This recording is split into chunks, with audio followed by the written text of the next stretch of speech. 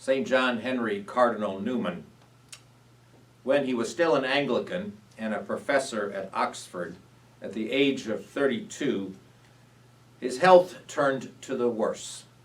And so he decided to take a break from his teaching assignment and went to Europe to recuperate.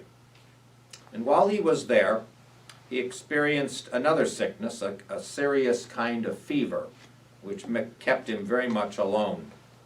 He contracted that deadly fever and was not able to find a transport back to England. And so he found himself alone, tedious, with physical and emotional despair. Not unlike perhaps many of us are experiencing in this terrible time we're going through right now. And it was at that time that Cardinal Newman penned this prayer. Lead, kindly light, amid the encircling gloom, lead thou me on. The night is dark, and I am far from home. Lead thou me on. Keep thou my feet. I do not ask to see the distant scene. One step enough for me. That beautiful prayer that Cardinal Newman, St. John Henry Newman now, penned for us really is a wonderful prayer for us in this time. Lead, kindly light, amid the encircling gloom. Lead thou me on. The trust that he had in God in the midst of his sickness and in the midst of his being away from home when he was sick led him to reach out to God. But he did not expect God to solve everything, like the long distance things, to be able to figure it all out. There was no way he was asking God to do that. He just wanted him to take him one step at a time.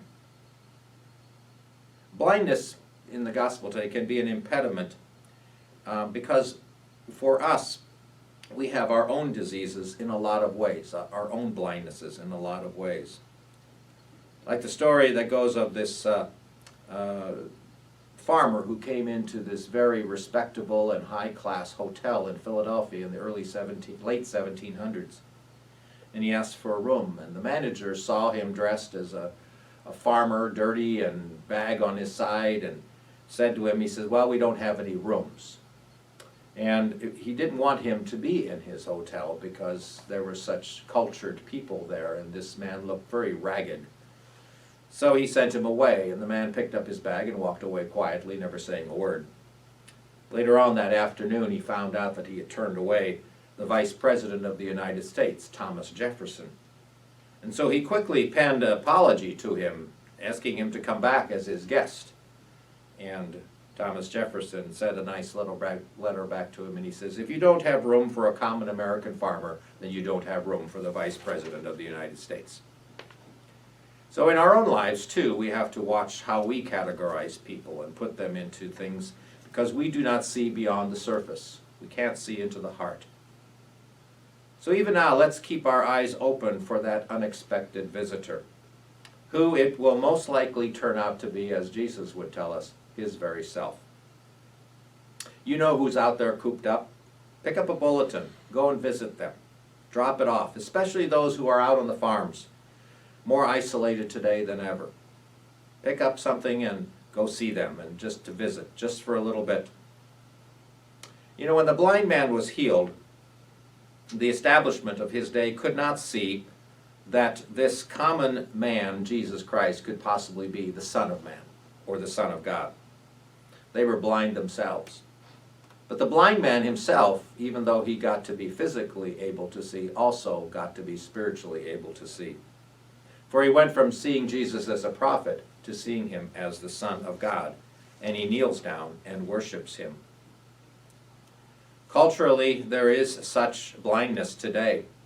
They accuse us believers of being childish and filled with superstition because of our beliefs. They are blind to the fact that we believe in something greater than ourselves, a God who holds us in the palm of his hand, someone we can reach out to and trust, kind of like Cardinal Newman did with his prayer. They fail to see who is the real blind ones. We are a little like that, though, when now, as we go through this very deprived time, we can't come together, We have to notice things. Notice our desire for that. Our desire, if you're a regular churchgoer, why is that desire there? Do you think it's just habit?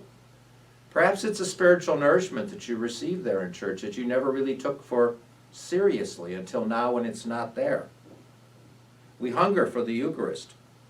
This great fast that we're in the middle of right now, it's kind of like Lent on steroids. And so here we are trying to figure out, how do we find what's really important? And how do we pay attention to that? Let's ask the Lord to heal our blindness. Well, the Lord is giving us an opportunity for that blindness to be healed. As we seek now to go deeper in our relationship with God, as the old ways in which we've understood it to be aren't there. The stripping away will change us. Let's let it change us for the good.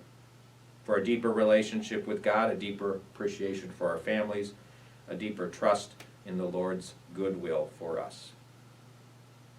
As I've been confronted with a number of consequences to this fast we're going through, the fear I have about the future relative to our parish and our schools and the monetary parts of this whole thing, as I fear it and I get anxiety inside about it and I worry about it, I'm finding myself able to do one thing that helps me.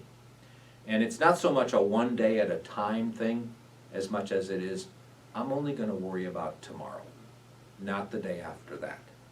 I'll take it one day at a time and tomorrow. Because I do have to plan for things for tomorrow. Like I had to think through how we were going to do this Mass today here in Cedar Chapel, and all the things I needed to bring over, and all the cords and all that sort of stuff so that we can make this happen. Yeah, it's one day at a time, and it's tomorrow that we should worry about. Let us pray today at this Mass as we come together around the altar of the Lord in a virtual way, that the Lord would spiritually touch our hearts and reveal himself to us in a way that is just absolutely amazing how he can do that. Just like he did with that blind man. Came on the scene, did what he needed to do for him, and in the end the man was able to see something much deeper than just his open eyes. He's now able to see the Lord as being the Son of God.